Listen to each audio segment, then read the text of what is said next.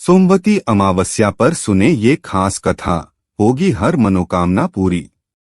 सोमवती अमावस्या 13 नवंबर यानी आज मनाई जा रही है। धार्मिक मान्यताओं के अनुसार इस दिन भगवान शिव के लिए व्रत रखा जाता है। साथ ही यह अमावस्या सोमवार के दिन पड़ रही है, इसलिए यह अमावस्या बेहद महत्वपूर्ण हो गई है। सोमवती अमावस्या के व्रत की कथा सुनी जाए तो जीवन के सभी कष्टों का निवारण हो जाता है। सोमवती अमावस्या व्रत कथा। हिंदू धर्म में सोमवती अमावस्या बेहद खास मानी जाती है। सोमवती अमावस्या 17 जुलाई यानी आज मनाई जा रही है। सोमवार के दिन पड़ने वाली अमावस्या को सोमवती अमावस्या कहा जाता है। सोमवती अमावस्या का दिन भगवान शिव को समर्पित होता है।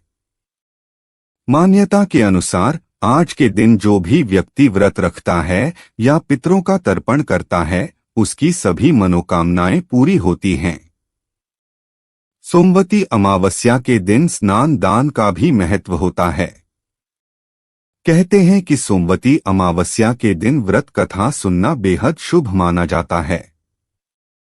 आइए सुनते हैं सोमवती अमावस्या की खास कथा। सोमवती अमावस्या व्रत कथा। कथा के अनुसार एक गरीब ब्राह्मण परिवार था। परिवार में पति पत्नी और उनकी एक पुत्री थी। आयु के अनुसार पुत्री धीरे धीरे बड़ी होने लगी। बढ़ती उम्र के साथ उसमें स्त्रियों के गुणों का भी विकास होने लगा। वह बहुत ही सुंदर, सुशील और सर्वगुण संपन्न थी। लेकिन गरीब होने के कारण उसका विवाह नहीं हो पा रहा था। एक दिन उस ब्राह्मण के घर एक साधु महाराज पधारे। कन्या की सेवा से साधु महाराज का मन बहुत प्रसन्न हुआ। उन्होंने कन्या को लंबी उम्र का आशीर्वाद दिया और कहा कि इस कन्या के हथेली में विवाह का योग नहीं है। इस बात से चिंतित होकर ब्राह्मण परिवार ने साधु से उपाय पूछा कि कन्या ऐसा क्या करें कि उसके हाथ में विवाह योग बन जाए। साधु ने कुछ देर विचार करने के बाद अपने ध्यान के आधार पर बताया कि कुछ दूरी पर एक गांव में सोना नाम की धोबिन जाति की एक महिला अपने बेटे और बहू के साथ रहती है, जो बहुत ही संस्कारों से संपन्न तथा पतिपरायण और निष्ठावान है। यदि ये कन्या उसकी सेवा करे तो इसके बुरे योग मिट सकते हैं। साधु ने ये भी कहा कि वह महिला कहीं आती जाती नहीं है। ये बात सुनकर ब्राह्मणी ने अपनी बेटी से धोबिन की सेवा करने की बात कही। अगले दिन कन्या प्रातः काल ही उठकर सोना धोबिन के घर चली गई और वहां साफ सफाई और अन्य सारे कार्य करके अपने घर वापस आ जाती थी।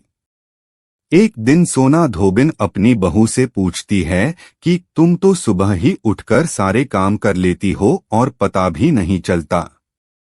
बहू ने कहा, माँ जी, मैंने तो सोचा कि आप ही सुबह उठकर सारे काम खुद ही खत्म कर लेती हैं। मैं तो देर से उठती हूँ। इस पर दोनों सास बहू निगरानी करने लगी कि कौन है जो सुबह ही घर का सारा काम करके चला जाता है। कई दिनों के बाद धोबिन ने देखा कि एक कन्या अंधेरे घर में आती है और सारे काम करने के बाद चली जाती है। जब वह जाने लगी तो सोना धोबिन उसके पैरों पर गिर पड़ी, पूछने लगी कि आप कौन है और इस तरह छुपकर मेरे घर में आकर क्यों काम करती हैं। तब कन्या ने साधु द्वारा कही गई सारी बात बताई। सोना धोबिन पतिपरायण थी, उसमें तेज था। वह इस बात के लिए मान गई।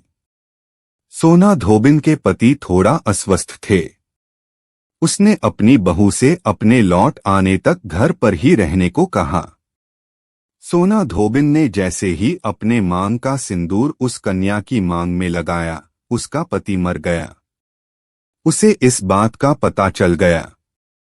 वह घर से निर्जल ही चली थी, ये सोचकर कि रास्ते में कहीं पीपल का पेड़ मिलेगा तो उसे भंवरी देकर उसकी परिक्रमा करने के बाद ही जल ग्रहण करेगी। उस दिन सोमवती अमावस्या थी। ब्राह्मण के घर मिले पुए पकवान की जगह उसने ईंट के टुकड़ों से 108 बार भंवरी देकर पीपल के पेड़ की 108 बार परिक्रमा की और उसके बाद जल ग्रहण किया। ऐसा करते ही उसका पति वापस जीवित हो गया। इसलिए माना जाता है कि इस दिन व्रत आदि करने से पुण्य फल की प्राप्ति होती है।